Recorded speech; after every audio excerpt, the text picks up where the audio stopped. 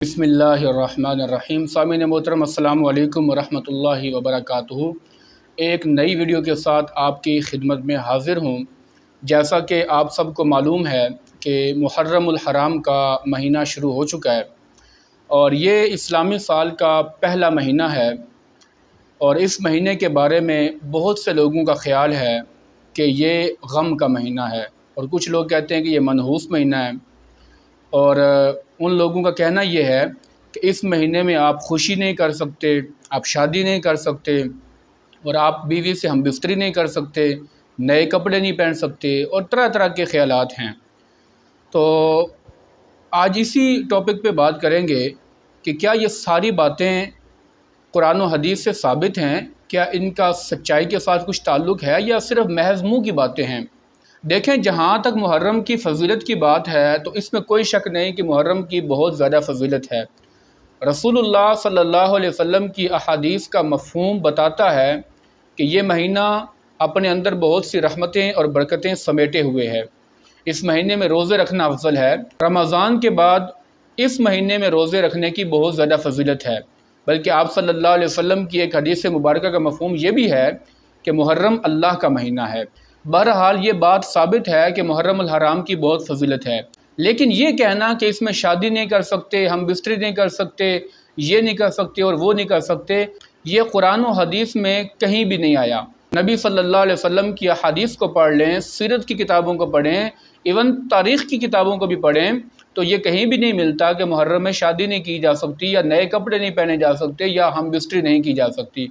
ऐसा कहीं भी नहीं लिखा हुआ। एक बात समझ लीजिए कि सिर्फ़ 4 मौके ऐसे हैं, 4 अय्याम ऐसे हैं जिनमें बीवी से हम बिस्तरी हराम है। और वो 4 मौके कौन से हैं?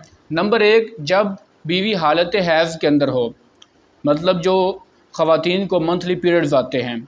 दूसरा, जब वो निफास के हालत में हो, यानी कि बच्चे को पैदा करने के बाद ख़वातीन को एक महीना या सवा महीना निफास का खून आता है, उस दौरान भी बीवी से हम बिस्तरी करना हराम है। नंबर 3, जब इंसान हालत रोज़ा में होता है तब भी हम बिस्तरी करना ये हराम है। और चौथा मौका वो है जब इंसान हालत इहराम के अंदर हो, उम्रे की या उसने हज की नीयत की है और उसने इहराम पहना है, तो इहराम पहनने के बाद भी बीवी से हम बिस्तरी करना ये जायज़ नहीं है। इन 4 मौक़ों के अलावा कोई दिन ऐसा नहीं है, कोई मौका या कोई लम्हा ऐसा नहीं है जिसके अंदर कुरान और हदीस में बीवी से मुबाशरत करने से मना किया गया हो।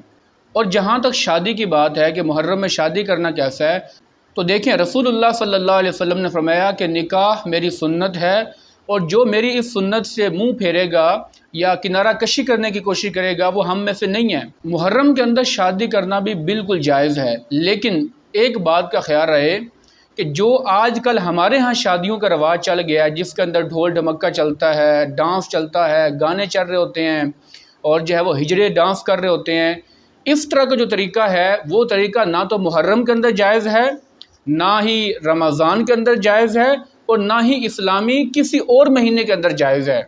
मतलब ये कि जो सुन्नत के मुताबिक शादी है वो तो हर वक्त जायज़ है, मुहर्रम के अंदर भी जायज़ है, रमज़ान के अंदर जायज़ है, इवन हर महीने के अंदर जायज़ है। इसलिए ये कहना कि मुहर्रम के अंदर शादी जायज़ नहीं है या ये हराम है, तो ऐसा तारीख़ के अंदर, हदीस के अंदर, कुरान के अंदर कहीं भी नहीं मिलता। लेकिन शर्त यह है कि शादी जो है वो अच्छे तरीके के साथ होनी चाहिए, उसके अंदर कोई नाजेबा काम नहीं होना चाहिए, उसके अंदर वाहियात चीज़ें जो आजकल रवाज पाती जा रही हैं वो नहीं होनी चाहिए। अगर वो मौजूद हैं तो ऐसी शादी तो फिर दूसरे महीनों के अंदर भी जायज़ नहीं है। अब एक बात और भी तवज्जो से सुनिएगा, जो लोग ये कहते हैं कि मुहर्रम के अंदर शादी करना, खुशी करना, हम बिस्तरी करना जायज़ नहीं है, वो किस लिए कहते हैं? उनका मानना और उनका कहना ये है कि इस महीने के अंदर खानवादे रसूल, अहले बैत अतहार, जिनमें सर फ़हरिस्त इमाम हुसैन अलैहिस्सलाम हैं, वो और आपके ख़ानदान जो कि तकरीबन 70 या 72 के करीब हैं, उनको करबला के मैदान में बेदर्दी से शहीद किया गया। अब उनकी शहादत की वजह से इस महीने में ये सारी चीज़ें मना हैं।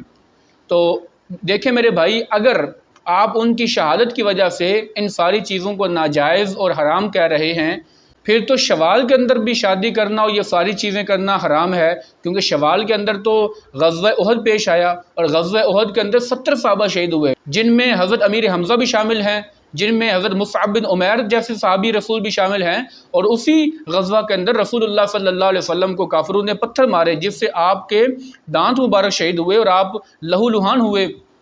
پھر تو اس مہینے کے اندر بھی شادی کرنا حرام ہوا۔ پھر تو کوئی تاریخ ایسی نہیں ملے گی، کیونکہ ہر تاریخ کے اندر کسی نہ کسی عظیم شخصیت کی شہادت موجود ہے، تو اس لیے کسی کی شہادت کو لے کر یہ کہنا کہ آپ شادی نہیں کر سکتے یا خوشی نہیں کر سکتے یا یہ چیزیں نہیں کر سکتے، یہ بے بنیاد چیزیں ہیں۔ یہ عجیب بات ہے کہ ہم محرم الحرام میں کہتے ہیں کہ یہ چیزیں جائز نہیں ہیں، شادی خوشی یہ چیزیں، نئے کپڑے پہننا، ہم کہتے ہیں یہ جائز نہیں ہیں، لیکن اس کے ساتھ ساتھ جن چیزوں سے رسول اللہ صلی اللہ علیہ وسلم نے منع کیا ہے وہ ہم کر رہے ہوتے ہیں۔ اور جس نماز کی خاطر امام حسین علیہ السلام نے اپنی گردن تک کو کٹوا دیا، اس نماز کی ہمیں کوئی فکر نہیں ہوتی۔ جس پردے کی خاطر خانوادہ رسول کی ان عظیم خواتین نے اپنی جان پیش کر دی، لیکن وہ بے پردہ نہیں ہوئیں، اس پردے کو آج ہماری خواتین بھول چکی ہیں۔ تو چاہیے یہ کہ ہم ان چیزوں کے اوپر توجہ دیں، نماز کے اوپر، روزے کے اوپر، اللہ کے ذکر کے اوپر، اللہ تعالیٰ کے فرامین کے اوپر، رسول اللہ صلی اللہ علیہ وسلم نے جو ہمیں چیزیں سکھائیں ہم ان کے اوپر توجہ دیں اور وہ چیزیں کریں۔ اللہ تعالیٰ سے دعا ہے کہ خالق لم یزل ہمیں ان باتوں پر عمل کی توفیق عطا فرمائے۔ آپ سے گزارش ہے کہ ہمارے اس چینل کو سبسکرائب کر دیں تاکہ آپ کو مزید علمی اور روحانی چیزیں ملتی رہیں۔ اللہ تعالیٰ ہم سب کا حامی و ناصر ہو، وما توفیق الا باللہ۔